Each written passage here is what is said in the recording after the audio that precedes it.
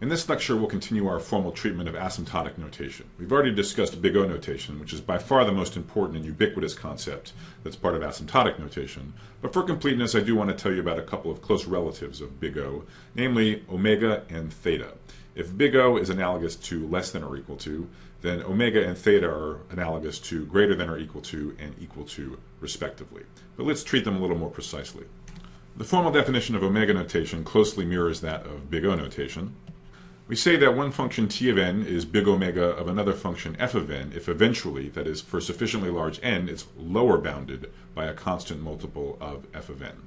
And we quantify the ideas of a constant multiple and eventually in exactly the same way as before, namely via explicitly giving two constants c and n naught, such that t of n is bounded below by c times f of n for all sufficiently large n, that is, for all n at least n naught. There's a picture, just like there was for Big O notation. Perhaps we have a function t of n, which looks something like this green curve. And then we have another function, f of n, which is above t of n. But then when we multiply f of n by 1/2, we get something that eventually is always below t of n. So in this picture, this is an example where t of n is indeed big omega of f of n. As far as what the constants are, well, the multiple that we use, c, is obviously just 1/2. That's what we're multiplying f of n by. And as before, n naught is the crossing point between the two functions. So n naught is the point after which c times f of n always lies below t of n forevermore. So that's big omega. Theta notation is the equivalent of equals, and so it just means that the function is both big O of f of n and omega of f of n. An equivalent way to think about this is that eventually t of n is sandwiched between two different constant multiples of f of n. I'll write that down and I'll leave it to you to verify that the two notions are equivalent. That is, one implies the other and vice versa.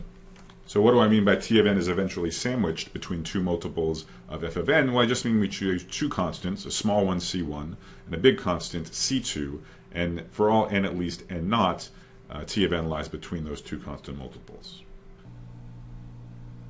One way that algorithm designers can be quite sloppy is by using O notation instead of theta notation. So that's a common convention, and I will follow that convention often in this class.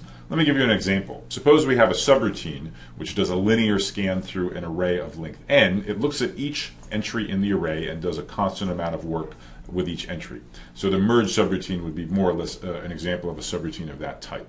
So even though the running time of such an algorithm, a subroutine, is patently theta of n, it does constant work for each of n entries, so it's exactly theta of n, we'll often just say that it has running time O of n. We won't bother to make the stronger statement that it's theta of n. The reason we do that is because, as algorithm designers, what we really care about is upper bounds. We want guarantees on how long our algorithms are going to run, so naturally we focus on the upper bounds and not so much on the lower bound side. So don't get confused. Once in a while, there'll be a quantity which is obviously theta of f of n, and I'll just make the weaker statement that it's O of f of n. The next quiz is meant to check your understanding of these three concepts: Big O, Big Omega, and Big Theta notation. So the final three responses are all correct. And I hope the high-level intuition for y is fairly clear. T of n is definitely a quadratic function. We know that the linear term doesn't matter much as n grows large. So since it has quadratic growth, then the third response should be correct. It's theta of n squared. And it is omega of n. So omega of n is not a very good lower bound on the asymptotic rate of growth of t of n, but it is legitimate. Indeed, as a quadratic growing function, it grows at least as fast as a linear function. So it's omega of n. For the same reason, big O of n cubed, it's not a very good upper bound, but it is a legitimate one. It is correct. The rate of growth of t of n is at most cubic. In fact, it's at most quadratic, but it is indeed at most cubic.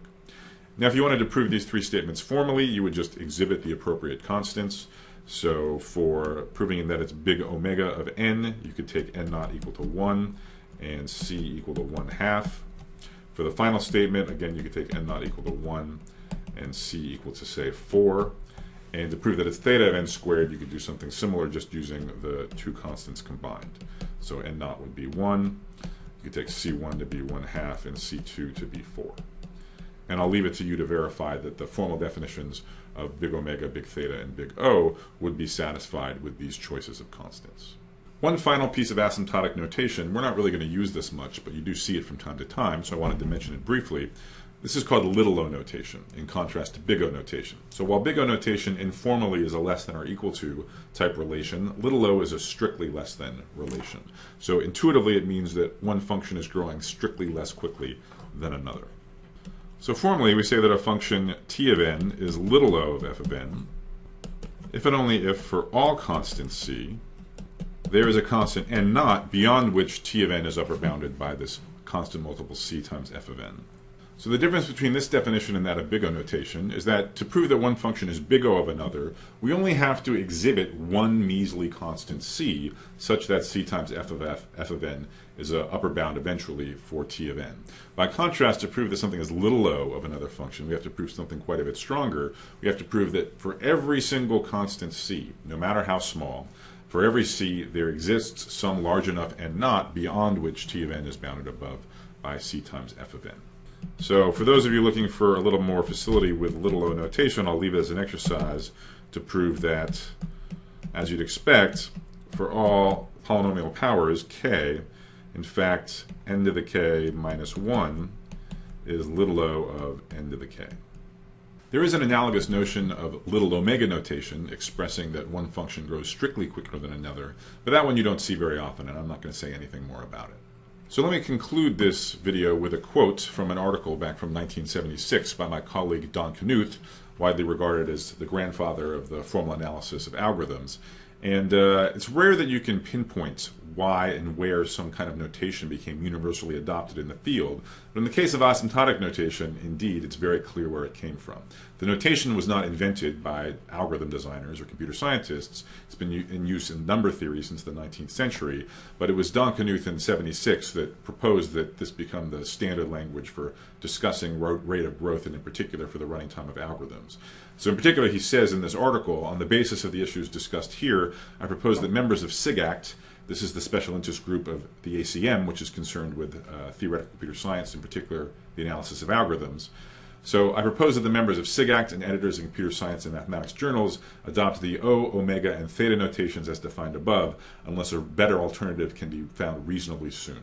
So clearly a better alternative was not found, and ever since that time this has been the standard way of discussing the rate of growth of running times of algorithms, and that's what we'll be using here.